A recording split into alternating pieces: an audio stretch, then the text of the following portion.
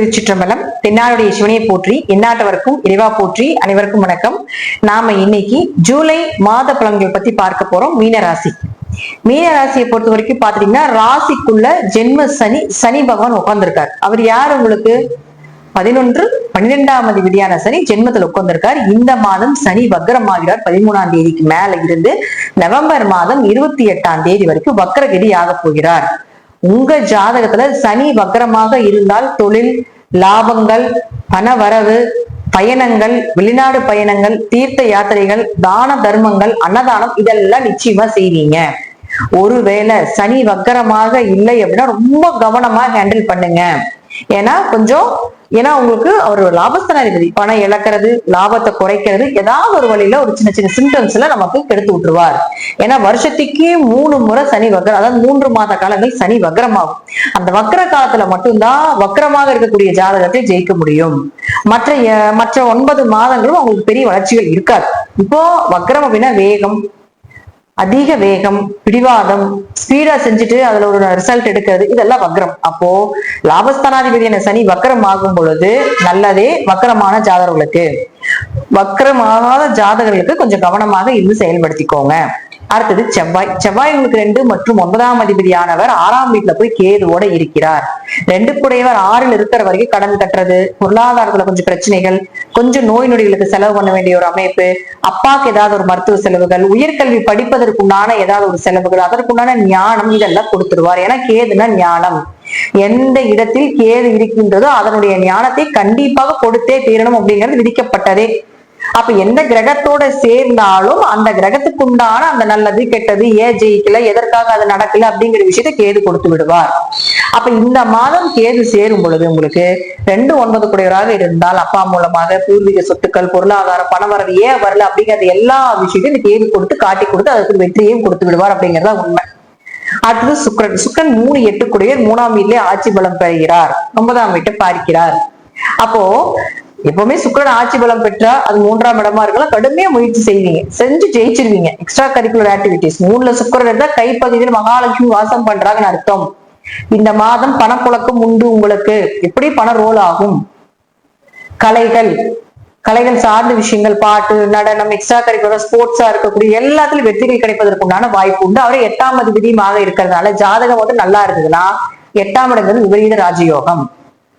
8ஆம் இடம் உழைப்பில்லாம திடீர் வரக்கூடிய பண வரவு. அப்ப 8ஆம் அதிபதி 3ல் ஆட்சி பலம் பெறும் பொழுது கண்டிப்பாக திடீர் பண வரவு, ஷேர் மார்க்கெட்ல யோகம், பிட்காயின்ல யோகம், இது போல சின்ன சின்ன விஷயங்கள் நீங்க பண்றதுல பெரிய லாபத்தை ஏற்படுத்தி கொடுத்துரும். ஜாதகம் சரியில்லைன்னா பணம் கொடுக்கல் வாங்கல கொஞ்சம் கவனமாக இருந்து கொள்ள வேண்டும். இன்வெஸ்ட்மெண்ட் பண்ணாம இருக்கிறது நல்லது உங்க ஜாதகம் தசாபுத்தி கிரகங்கள் ரீதியாக. அடுத்தது புதன் 4, 7 கூடையவராகி 5ஆம் வீட்டுக்கு வரப்போகிறார். அப்ப வீடு, மனை, சொத்துக்கள், திருமணம் சார்ந்த விஷயங்கள் கைகூடி வர்றது, பார்ட்னர் கூட தொழில் பண்றது, ஒரு நிம்மதி, அவர்கள் மூலமா அவருக்கு லாபங்கள் ஏற்படுத்துறது, ஆரோக்கியம் சிறப்பாக இருக்கிறது, தாயினுடைய ஆரோக்கியம் சிறப்பா இருக்கிறது, இதெல்லாம் 18ஆம் தேதி வரைக்கும் நடக்கும். அந்த 18ஆம் தேதி புதனும் வக்ரம் பெறுகிறார். ஆகஸ்ட் மாதம் 11ஆம் தேதி வரைக்கும். அப்ப புதன் வக்ரமாக இருக்கக்கூடிய ஜாதகர்களுக்கு நான் இப்ப சொன்ன இந்த பதில் இன்னும் அதிகமாகும். இல்ல புதன் வக்ரம் இல்ல அப்படின்னா இது சார்ந்த விஷயத்துல கவனமா இருங்க. குடும்ப விஷயத்துல, அம்மா அப்பா விஷயத்துல, குழந்தைகள் விஷயத்துல, கணவன் மனைவிக்குள்ள, திருமணம் சார்ந்த விஷயத்துல இதெல்லாம் கொஞ்சம் கவனமா இருங்க. இருக்கக்கூடிய இடம் 5ஆம் இடம்.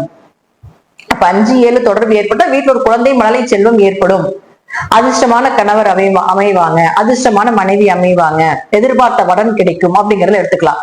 வக்ரம் இல்லைன்னா 18ஆம் தேதிக்கு முன்னாடி இந்த விஷயம் செஞ்சிருங்க. வக்ரமாக இருந்தா 18ஆம் தேதிக்குள்ள ஆட்டோமேட்டிக்கா இது ஸ்பீடா நடக்கும் அப்படிங்கிற அமைப்பு உண்டு. அடுத்தது சூரியன் 6 கூடையவர். அப்ப 6 கூடையவரான சூரியன் உங்களுக்கு இத்தனை நாள் 4ஆம் இடத்துல இருந்து குருவோட சேர்ந்து சிவராஜ யோகமாக வேலை செஞ்சுட்டு இருந்தது. இப்போ அதுவும் 16ஆம் தேதி வரைக்கும் அப்படியே தான் இருக்க போகுது. அதுல எந்த மாற்று கட்டுக்கும் கிடையாது. இப்ப ஏற்புகள், வீடு, மனை, சொத்துக்கள், ஒரு நோய்க்கு ஒரு மருந்துகள் செலவு அதிகமாகிறது, ஒரு கடன் வாங்கி வீடு கட்டக்கூடியது, லோன் வாங்கி வீடு கட்டக்கூடிய அமைப்பு இதெல்லாமே ஏற்படுத்தி கொடுத்துருவார். அடுத்தது இந்த சூரியன் புதனோட சேர்ந்து புதாதிபதி யோகமாக வேலை செய்யும். நல்ல படிப்பு, நல்ல குருமார்கள் அமைவது, குலதெய்வத்தினுடைய அனுகிரகம் கிடைப்பது, படிப்புக்குண்டான வேலை, படிப்புக்குண்டான அடுத்த கட்டத்துக்கு போறது, அடுத்த ஸ்டேஜுக்கு போறது. சூரியன் புதன் அப்படின்னாலே அதிகமான படிப்பு, அதிகமான அறிவு அப்படின்னு அர்த்தம். அதுல ஒரு வளர்ச்சி, யாருக்காவது படிப்புக்குண்டான வேலை கிடைக்கல, திறமைக்குண்டான சம்பளம் கிடைக்கல, படித்த படிப்புக்குண்டான உழைப்புக்குண்டான ஊதியம் கிடைக்கல அப்படின்னு நினைச்சிட்டு இருந்தீங்கன்னா இந்த மாதிரி ஒரு ப்ரொமோஷன் வேணும், இன்னொரு வேலைக்கு போறோம், ஏன்னா இடமாற்றத்தையும் கொடுக்கும். இன்னொரு இடத்துக்கு போறோம், வேற கம்பெனிக்கு போறோம், வேற காலேஜ் போறோம், வேற ஸ்கூலுக்கு போறோம் அப்படின்னு நினைச்சிருந்தீங்கன்னா தாராளமாக இந்த புதன் அதை செயல்படுத்தி கொடுப்பார். அப்ப இந்த காலகட்டங்களில் அதை மூவ் பண்றப்ப அது நன்மையாகவே நடக்கும் அப்படிங்கறத முற்றிலும் உண்மை. இது எல்லாமே கும்பத்தை பொறுத்த வரைக்கும் பாத்துட்டீங்கன்னா இந்த மாதம் ஓரளவுக்கு 70 இருந்து 80 வரைக்கும் நற்பலன்களையே கொடுக்கக்கூடிய ஒரு அமைப்பு. அது மட்டும் இல்லாம கும்பம் ஜெயிக்கக்கூடிய அமைப்பு அப்படிங்கிறது ஜென்மசனியாக இருக்கிறதுனால கொஞ்சம் ஜாதகத்தை மட்டும் கொஞ்சம் உங்க பக்கத்துல இருக்கக்கூடிய ஜோசியரை மட்டும் அனலைஸ் பண்ணிக்கோங்க. ஏன்னா இந்த மாதம் எப்படி கொஞ்சம் பண வரவு வரக்கூடிய ஒரு மாதமாக தான் இருக்குது. அதற்குள்ளால் தெய்வ வழிபாடுகளும் பண்ணிக்கொள்வது என்பது சிறப்பான விஷயமாக இருக்கும். இதெல்லாமே உங்களுடைய தசாபுத்தி படி ஜாதக ரீதியாக நான் சொல்லக்கூடிய கருத்துக்கள் சிறிது மாறுபடலாம். நன்றி. மீண்டும் ஒரு நல்ல பதிவுல சந்திக்கலாம். திருச்சிற்றம்பலம், தில்லையம்பலம், ஸ்ரீ நரசிம்ம சரணம்.